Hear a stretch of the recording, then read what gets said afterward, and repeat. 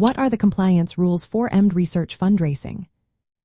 Fundraising for muscular dystrophy research is a vital way to support progress and help those affected. But it comes with important rules to keep everything honest, transparent, and ethical.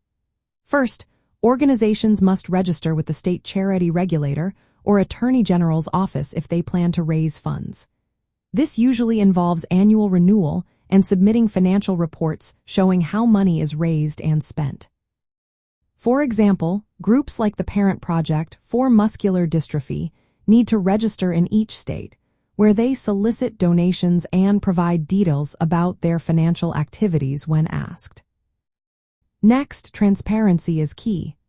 Fundraisers must clearly explain why they are raising money, how it will be used, whether for research, patient support, or advocacy, and share their credentials. Donors should be able to access financial statements or annual reports that show how donations are allocated. It's also essential to avoid misleading claims. Fundraising appeals should honestly reflect the current state of muscular dystrophy research, emphasizing that while progress is ongoing, there is no guaranteed cure yet. Promoting unapproved treatments or giving false hope is strictly prohibited. When it comes to how funds are used, organizations must stick to the donor's intent.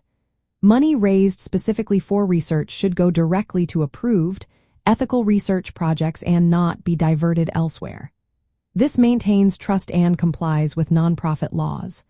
If the fundraising supports clinical research, additional rules apply.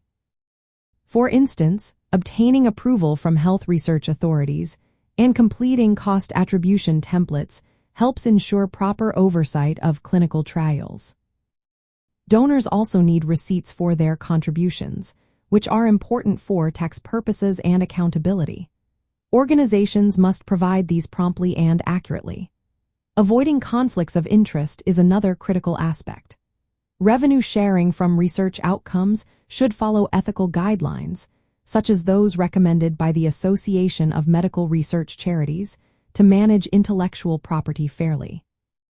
In practical terms, this means that groups raising funds for muscular dystrophy must register where necessary, communicate clearly and honestly about their work, and ensure that donations are used responsibly. They should keep detailed financial records, provide receipts, and work closely with research institutions to support approved projects. Following these rules helps protect donors, supports genuine scientific progress, and maintains trust within the muscular dystrophy community.